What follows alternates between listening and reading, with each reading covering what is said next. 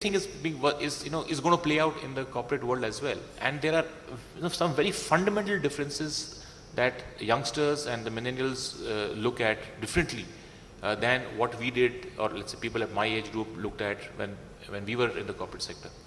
So technology is one big aspect of that. That's not the only thing, but they actually got these workshops held.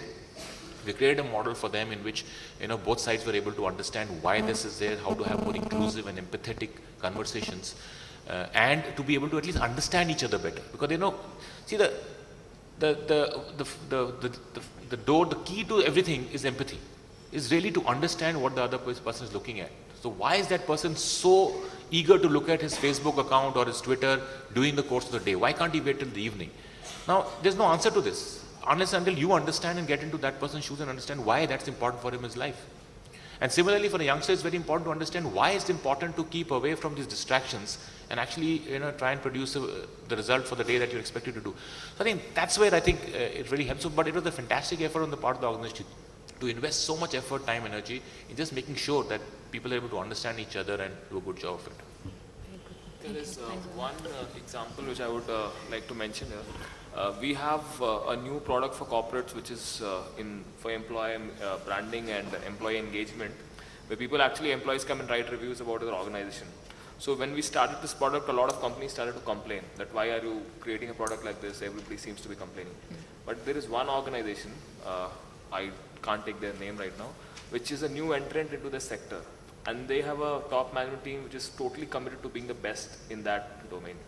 And so they have they have senior people as well as they have a lot of junior people also, and they do a lot of campus hiring also. So this organization, they were also initially a little wary of this review thing, that why are people writing about it, but once they totally embraced it, so they got such wonderful insights out of it. And one key insight which they got was that they had a great campus hiring program. They had a great 2-year development program, so people were exposed to different roles, etc.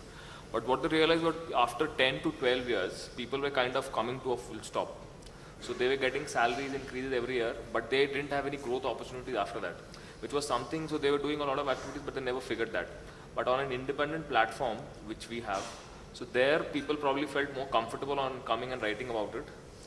So rather than looking at it as a review which was making the organization look good or bad, they looked at it as feedback, honest feedback, which helped them address an issue which was very easy to address just as they were not aware of it. Adding to this, I believe that culture is always driven by the top. So your CEO, how he think, how he perceive, and your management, how he see, and that is how the culture becomes. In fact, for example, in our case, the idea was to create a culture of innovation, and it only starts with when there is open mind, everybody can give thought and idea related to anything and everything. To start with, what our CEO did was basically we had a no cubicle policy. So even the CEO or anybody, they sit on the same place, right? And simple desk, everything. So from top to bottom, you can, and the seating is also pretty random. So it's not that there are specific people who sit here or there. Yeah, you find people everywhere, and that is how that culture was created.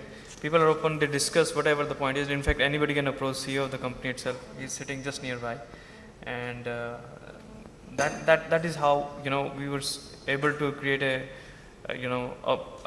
culture of innovation. Then technology, of course, comes later, where we used various kind of tools, especially related to social media, to basically help more into that. Thank you. So let's see if there's a last questions from the audience before we close. No? Great. Okay. So thank you very much. Gagan, Shantanu, Yogesh, Avnish, thank you very, very much. And I hope you find it useful. Thank you. Let's give a big round of applause.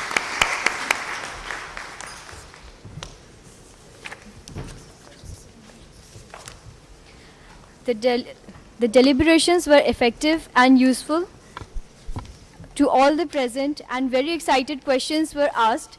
Now it's time to honor our eminent speakers. To felicitate Ms. Esther Martinez, I would like to call upon Ms. Suman Saha, GM HR, Ultratech Cement.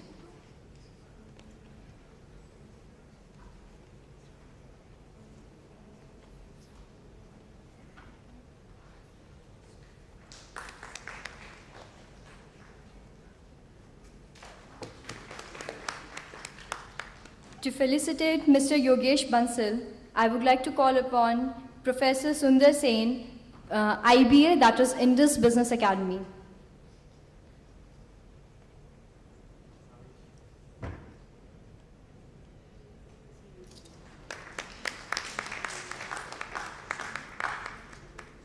To felicitate Mr. Avnish Anand, I would like to call upon Dr. Rajat Basaya, President, PTMF.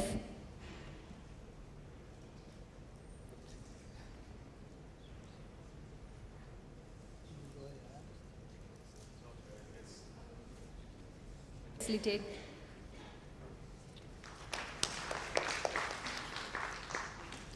To felicitate Mr. Shantanu Singh Chauhan, I would like to call upon Ms. Anju Jain, Varita Consultants.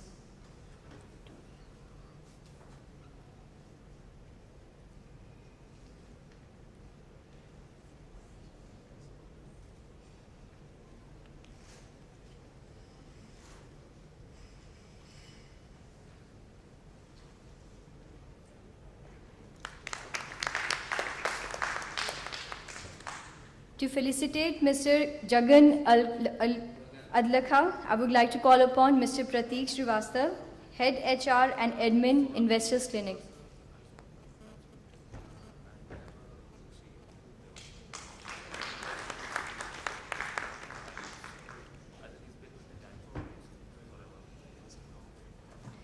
We will be having a short tea break for 10 minutes, and we will be continuing with the fourth session. Thank you.